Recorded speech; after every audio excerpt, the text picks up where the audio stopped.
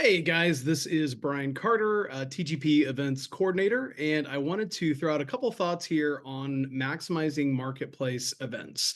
When it comes down to marketplaces, I think we all are familiar with the terminology, but just in case we're not, these are kind of recurring events that usually have a lower price point, as opposed to something like a home and garden show that happens, once a year, once a quarter, or something like that. Marketplace events tend to be where most all of us get a chance to cut our teeth. They also are a pretty fantastic resource, even for vets on the team, because it's something that happens with greater regularity than our state fairs, even a lot of our bigger events, even sometimes our mid-level traditional events. Marketplace event would be things like a monthly market days, like we had McKinney Trade Days for many years, where the third weekend of every month is where it would happen. There's things like Traders Village in different parts of the country where every single week it's a giant flea market. Gun shows are one of the most common marketplace events. Flea markets, Bachman markets. For us, we have Canton as one of our big. It's our definitely our biggest monthly marketplace event. But marketplace events are definitely kind of that lower risk type event, and so it's great for new people to fill in their schedule. But also it can be great for vets to step into as well and have a chance to acquire some new customers, develop some new scripts and technique, and honestly just go sell some knives. Go sell some knives. So when it comes down to it, I think a lot of times it's so easy to get fixated on big key events and state fairs, and you see these giant numbers and giant shift averages.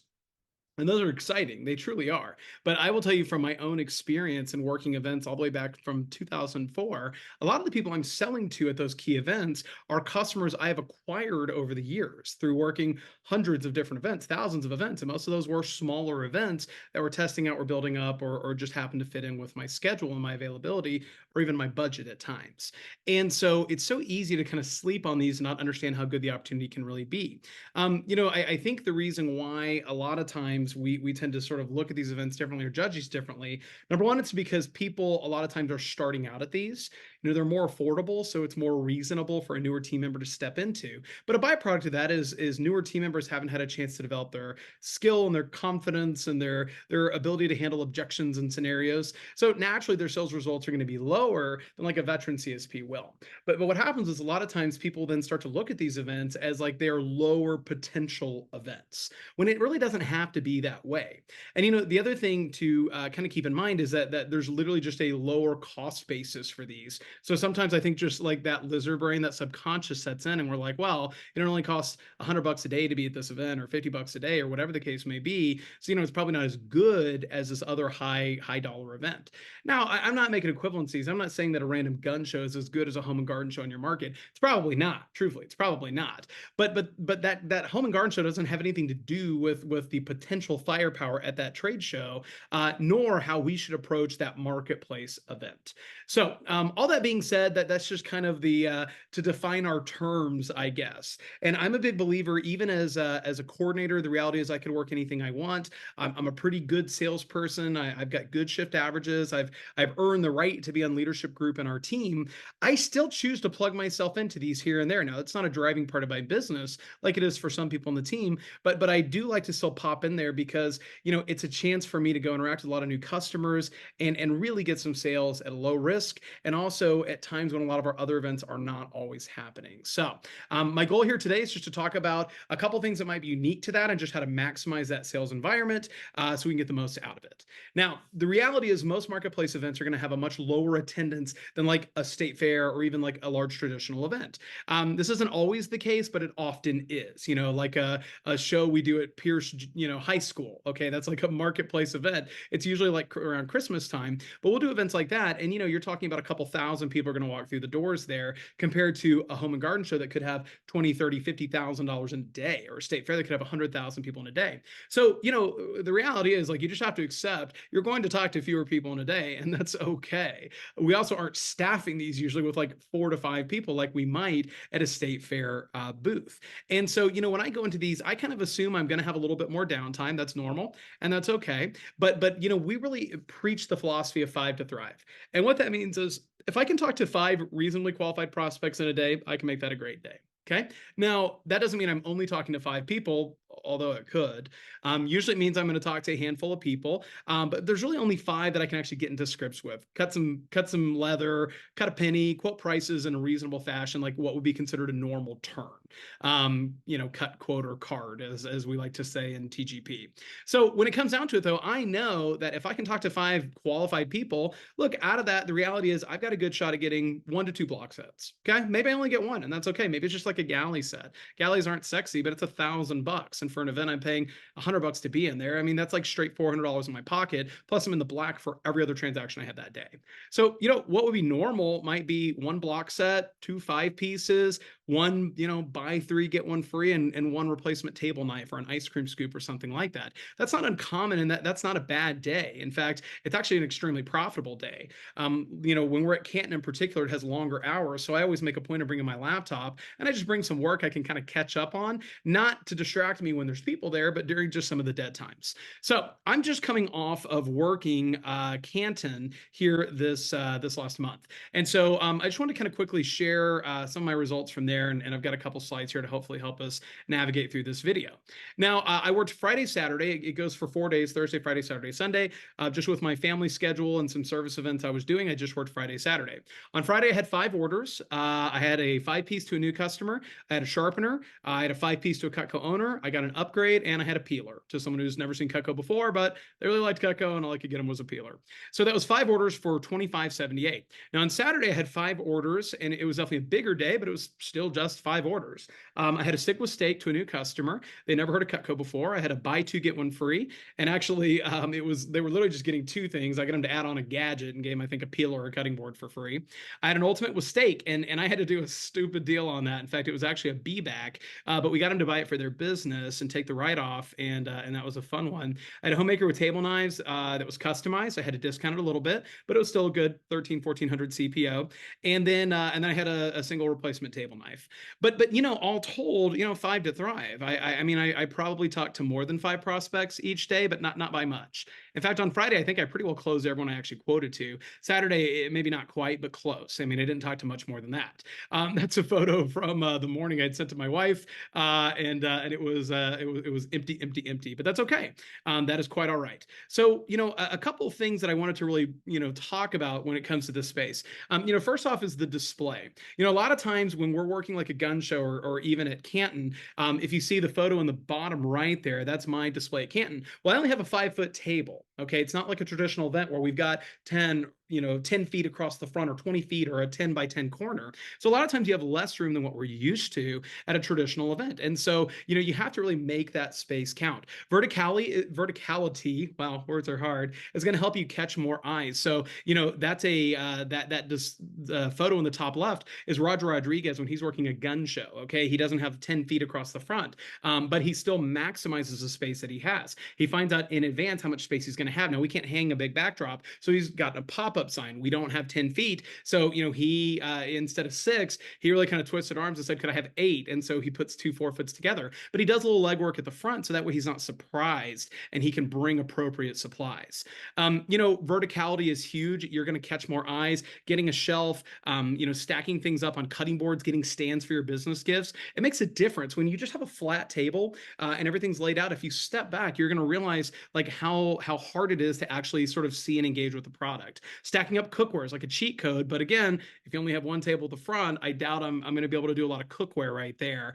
It just is going to get too hard. Now, I'm a big believer in prioritizing up on your front table what it is that is going to help you sell. Now, for me, that means I need some block sets there. By having my boards out with the knives, that's going to help me with upgrades and new customers. I've got my business gifts out because that's just a big area for me personally, and it's a big area of focus at literally every event I do. In fact, at Canton, I sold 3 or 4 grand in business gift orders, and at a service event the day before that, I sold another 1,000. I also got some good leads to follow up with. So the reality is, though, for me, I'm always going to have business gifts, but like at a gun show, I might really want to have some of my hunting knives up front, not replacing my sets or even my boards, but maybe I would pull back a little bit on the business gifts and have a nice vertical magnetic board with my knives out, just because I know that's going to appeal more to that market.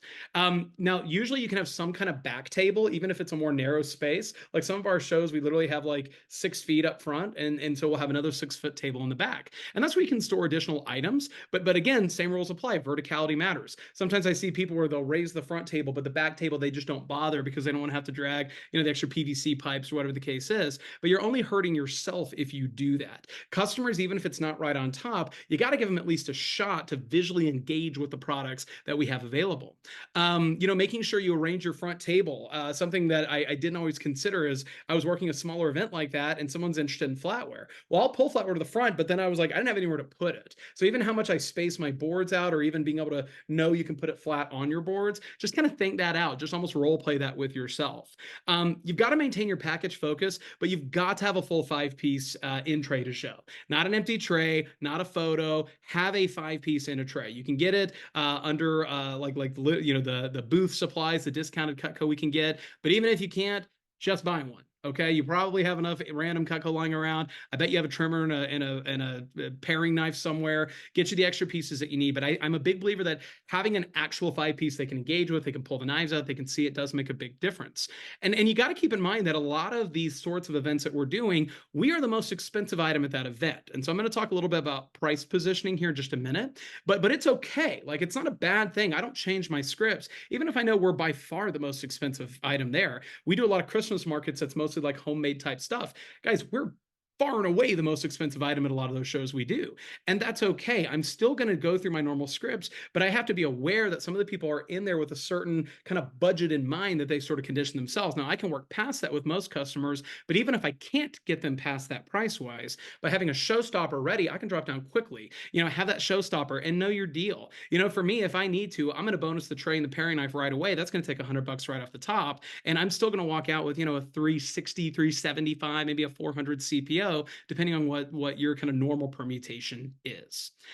So just keep in mind, guys, your display matters. Once you have it done, step out of the booth and just see it as a customer is seeing it. If you're an outdoor event, tents make a big difference. If you can swing it to get a branded tent, Joseph Rodriguez sells amazing ones. I think that's a great idea. That may or may not always be possible. Now, when you're working with Cutco owners, I find that a lot of these events, they're a little more casual, like a gun show than like a home and garden show, for example. And so it really is kind of on you to engage with people. Now, not just hawking and yelling at them. And I think this is good technique most of us know for any event. But at the same time, just being able to reach out, hey, folks, how are you? You having a great morning? If someone's kind of eyeing it, oh, man, they look better in your kitchen. Okay, do the Burt Wicks, like, we're cutting deals. All right. And when they go, oh, we're pretty sharp, just whatever it is for you. I love looking at people if they're kind of digging it. I'll be like, you found the knives. We heard you were coming, so we set all this up, just have some fun with it. But just the same, the pressure is on us in a positive and engaging way to try and draw people over. Now, it's okay to prospect, but again, 5 to thrive. You can't take people for granted. You don't always know how many interactions you're going to have, how many bites at that apple. So err on the side of letting people exclude themselves through quality questions. Now, that's really another video where we could unpack that in a lot more time. But quality questions, guys, hey, are you guys in the market for good cutlery, or could you use some good knives at home? Like slipping the price range in. Hey, our knives average between 130 to 250 a piece. So we're definitely not the cheap stuff, but our goal is buy once, cry once. Okay, high end, not high maintenance. So you can just get it once and never have to stress about it. So I'm not trying to scare people away with the prices, but sometimes you can use those things just with people you're not confident are good prospects for your time to still sort of work through and engage with them. But guys, I'd rather have someone at the booth than not, because when other people see someone there, that draws people over. That's just a bit of human nature. Happy customer list to draw Cutco owners in. But I think one of the big things that a lot of times I see this with our newer team members, but I see this with vets as well. If they haven't worked some marketplace events in a while, it's very easy to end up collecting a ton of service leads, which are great. Service call leads are awesome. And I've had incredible customers that have come from follow-up at shows, incredible business gift deals that have come from follow-up at shows. But it's very easy to just sort of rely on that and use the fact that we captured their information as a crutch to not answer objections, to not do a proper drop down, to not be on top of our scripts. So, when you think about service leads versus closing on the spot, the answer should be that you want both. You want both, but one doesn't need to come at the expense of the other.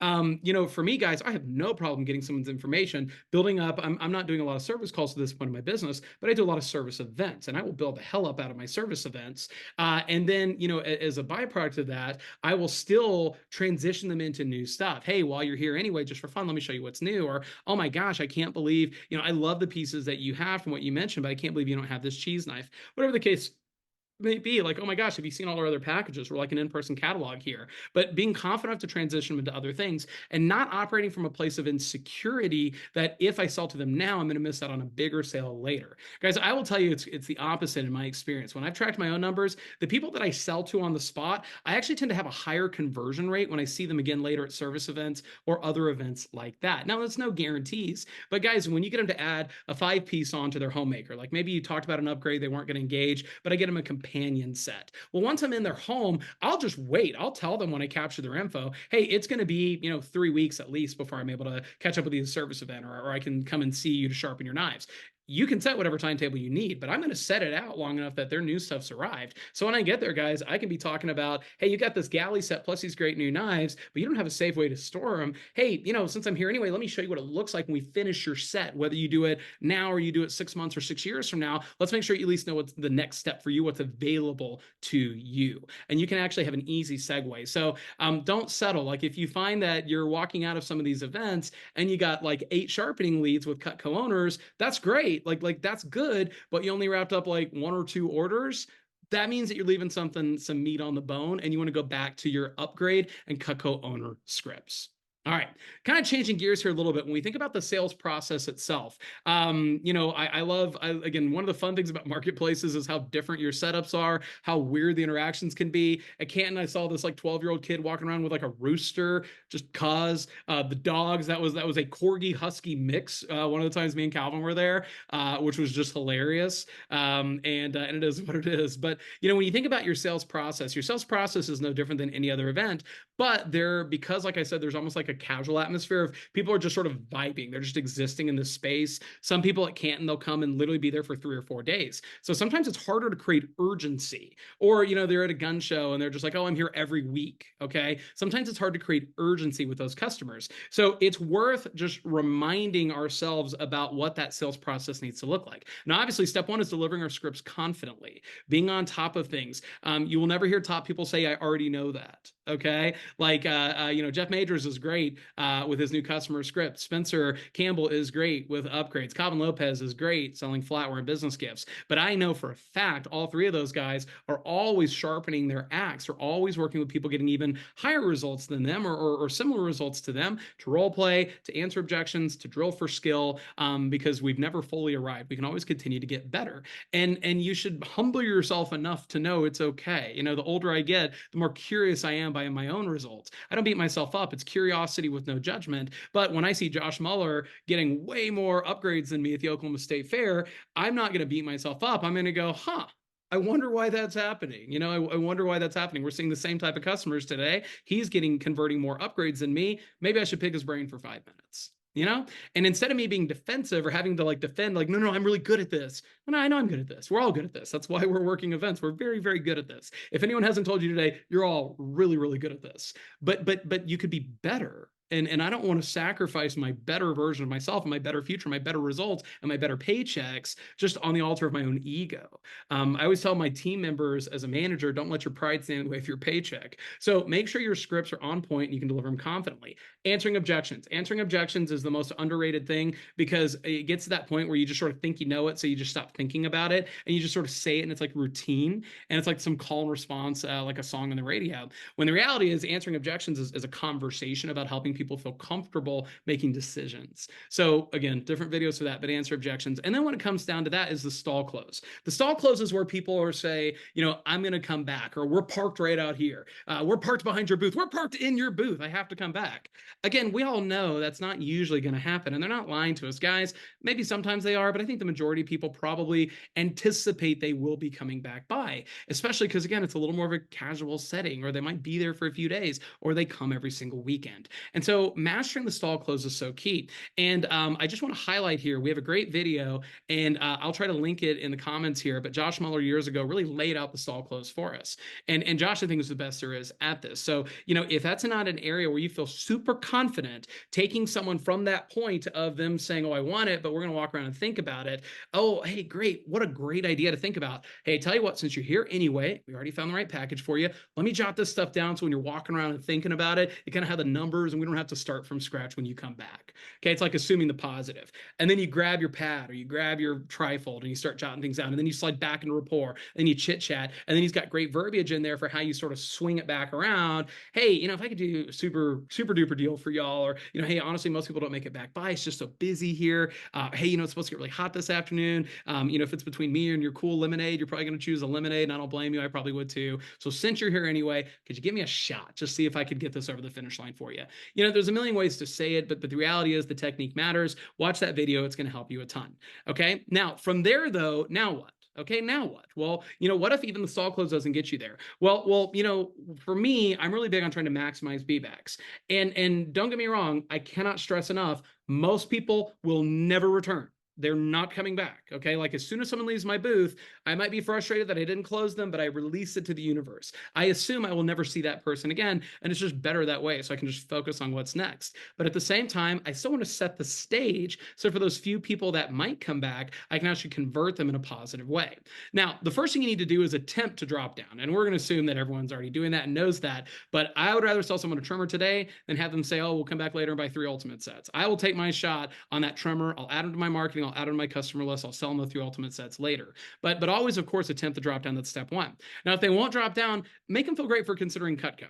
Okay, like I think that matters. It's so easy without meaning to. Like it's not our goal, but it's so easy for our whole energy to just deflate. It's like air leaving a balloon, and we go from like this confident, outgoing, upbeat, excited to talk to them in person to just like, oh, okay. And I know there's a lot of good lines and there's reasons why people use them and reasons why they work for them. But a lot of times I just don't get it. Like I'll hear people say like, oh, I'm sorry I couldn't help you today. Sorry I couldn't help you today. And I'm kind of like, I don't love that approach. I'm like, because then it just puts them on their heels a little bit, makes them feel uncomfortable. And I don't think that's really the way that I try to do it. I'll just say that. I'm not saying that's not a great approach for some people, but for me, I want to make them feel great about considering Cutco. Oh my gosh, guys, I think you're going to love this stuff when you get it. And I think it's such a great idea that you're really considering Cutco. I know it's a lot to sort of bring yourself to do, but gosh, you're going to feel so smart. And I can't wait till I see y'all 6 months from now at this show. And you're going to be signing my happy customer list and I'll be buying you Band-Aids because I don't know if I mentioned this stuff is super sharp, but like going back into this very positive energy and affirming them for even considering buying this stuff makes a big difference. And then from there, though, you want to go back in rapport. You don't want to just try and release them right there if you don't have to, especially at events like this where a lot of times you might have gaps in between your turns. So try to find a connection with them. Talk about what did they come here looking for. Talk about things you found. Tell them where your favorite place is to get food. Tell them where the cheapest place to get a soda or a beer is around there. But slide into rapport. Ask them a follow-up question. Hey, by the way, you guys mentioned that you got a trip coming up. Where was that trip going, by the way? I'm trying to figure out what my summer looks like. Just going back into rapport, though, I think rapport is almost always the right answer because the more comfortable people feel with us, the more they're willing to trust us. Like me, know me, trust me, pay me. And so then at the end of the day, though, like once you slid back into rapport, end on a high note with energy and positivity and make them feel welcome to come back versus desperate for a sale. That ultimate I had was a be back from the day before. The homemaker that I sold, they literally came back at the same time. They didn't know each other. They weren't connected. That was a be back from that morning. Now, do I count on be backs? No, that's a very extreme example. I think in my 20 plus year career, it's happened one time where like 2 B-backs unconnected to each other from different days came back at the same time. Like I've never had that happen. But I think the fact that I set the stage as well as I did, and I really went through the process, we knew that was the right set for them because I went through the drop down. I didn't just bail and be like, oh, well, they're not going to buy it. I did my due diligence. So just making sure that you're on top of the sales process and doing it the right way. When we think about price positioning, when I get to any event, I always like to get set up, and especially if I'm working with a colleague, which, a lot of times we are, especially here in TGP, we love working together. We think it's more fun that way. I think it's in general, better way to run the business, but we still have events that we do solo. But if I can, I like to try and walk around and see what else is at the event. When you think about price positioning is what you always hear top people in the business doing, and doing at a really expert level. Using items that are actually at the show, maybe items they came there shopping for, I think is a great way to price position. I love working gun shows because price positioning is super easy and it's the same every time. Hey, this set is the price of a new firearm, but the good news is you'll use it for the next 50 years. That's it. Hundreds of times every single year for the next 50 years. That's the price of a good firearm. It's expensive, just like those firearms are. But the reality is this, you're only going to buy once. You don't have to buy it over and over again. And you'll be good to go. You won't have that itch. You'll just enjoy it forever. A lot of the places we're at, they're kind of very rustic. And so I love if I find that one vendor that's selling like, the tables or the chairs, like the rocking chair where it's like giant naughty looking wood, like just knots and warts and stuff in it, but it looks really pretty, and they polish it up or they stain it. And I'll look at the price, and we'll see people that are selling a kitchen table and chairs, and it's like $2,500 or $5,000 or $1,500. So I love being able to price position against things at the show. I think that's useful. But if you're the most expensive thing at the show, just price position against things that everyone is already buying. And like I said, I know that this video is probably being watched by a mix of newer people and maybe more experienced vets, but I still think it's a good reminder. When I'm talking about the SIG, like that couple that I sold the signature set to, they'd never seen Cutco before. They did the normal little, they kind of hesitated at the price. And I said, the family set's like when the two of you get new iPhones. It's what it is. It's expensive. But the good news is you only do it once in a lifetime with Cutco instead of every couple of years. Like, I don't know about y'all, but my phone cost me like $1,600. My wife was like, another $1,400 or $1,300. And we buy the damn things, fresh every 3 years. Hey, how often do y'all get new phones? And then 9 times out of 10, they'll totally volunteer themselves. They'll be like, oh my God, we do it every year. Or we do it every other year. And you'll get that one person who's like, I haven't had a new phone in 97 years. You're like, okay, well, aren't you special? All right, but whatever. 9 times out of 10, it's a very relatable thing that they can kind of connect to. And it's something we could be doing at all shows, but I think it could be particularly important at marketplace events where a lot of times, again, we are on the higher side price-wise, but that's not a bad thing. That's totally fine. And then the other thing, is when it comes down to price positioning, a lot of times I relate it to an appliance or a piece of furniture. I mean, that's honestly what it is. I'll say, it's like getting a new appliance, but it's something that you're going to use more and more, and you never have to replace.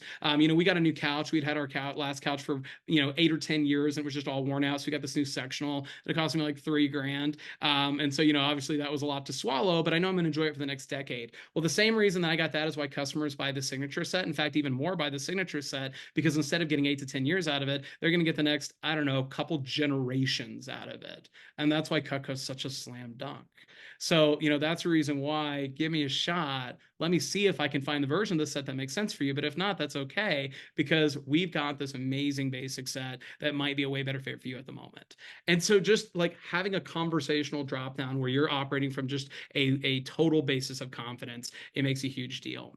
Guys, I love marketplace events. I don't think there will ever come a time where I don't work them in spite of the heat, in spite of the cold, in spite of the wind, in spite of the rain. They're not the cornerstone of my business, but my business wouldn't be where it is without them. And I probably couldn't have gotten started in this great sales channel at all if it weren't for them. So for my newer people, understand how big an opportunity this really is. You could win a Rolex, work in marketplace events, and just doing all the great follow-up and building up a clientele you can market to. And then for all the vets, I would just challenge you to say, you're never too good to step into a sales channel. If you could have 5 great interactions and add 5 money customers and, sell, anywhere from 1,500 to $7,000 in a relatively normal span, I think that's a worthwhile opportunity. And I think we're all lucky that we have them in every single territory and the entire company. So thanks for your time today. And hopefully some of this was pretty helpful.